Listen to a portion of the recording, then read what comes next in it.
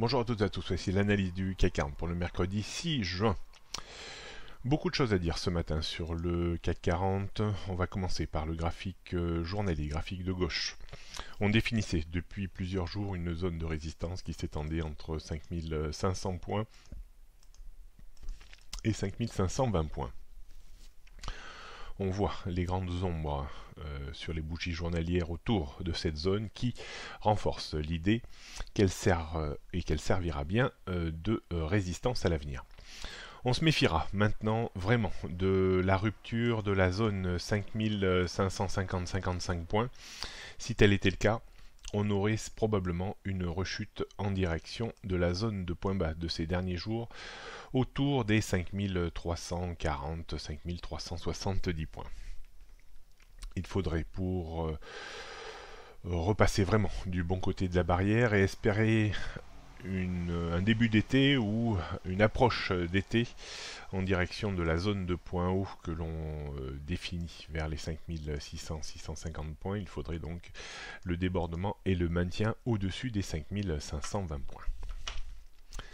On réaffirme tout ça en regardant les repères techniques pour ces prochaines heures. Donc 5480 points, on le verra sur le graphique. 15 minutes, c'est un petit peu la zone de démarcation, comme je le disais hier, quasiment autour du même niveau entre hausse et baisse intraday.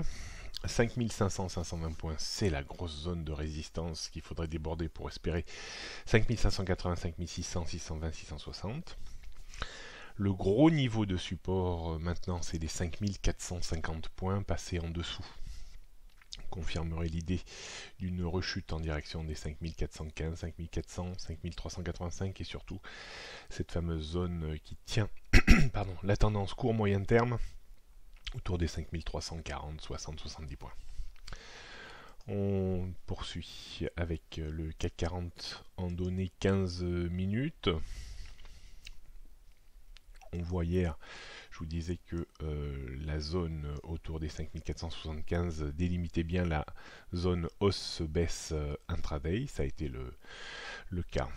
On pourrait redéfinir un petit peu le même niveau en partant du principe que 5480 points sera la frontière entre hausse et baisse intraday. Tant qu'on reste sous les 5480 points, on est plutôt sous dépendance baissière avec un risque de revenir vers les 5450 points. Si on passe au-dessus et qu'on se maintient, alors là, on reviendra de nouveau chercher la zone de point haut qui correspond à cette grosse zone de résistance, 5500-520 points, contre laquelle on s'est cassé les dents hier. Attention, comme je le disais tout à l'heure, à la cassure des 450 points, on pourrait glisser plus bas assez vite. D'un point de vue stratégique, on va rester assez simple. On pourra acheter sur débordement des 5480 confirmés pour viser 10-15 points de reprise, pas beaucoup plus avec un stop équivalent. On pourra bien entendu travailler en cas de rupture de la zone 5450 points un peu confirmée. On pourra travailler en vente pour viser au moins une vingtaine de points de rechute avec un stop équivalent.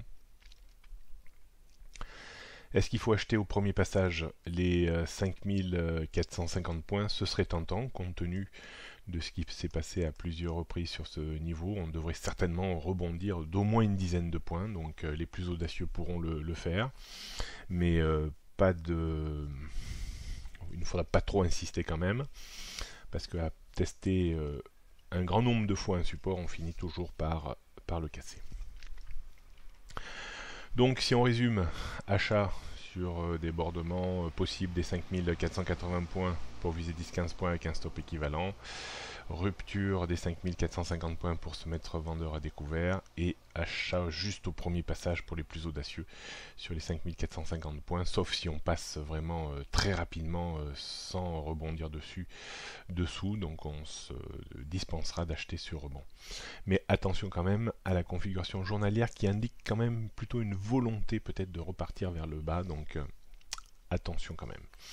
Vous pourrez me retrouver tout à l'heure sur BFM Business à 10h30 dans l'émission Intégral Placement. Bonne journée à toutes et à tous.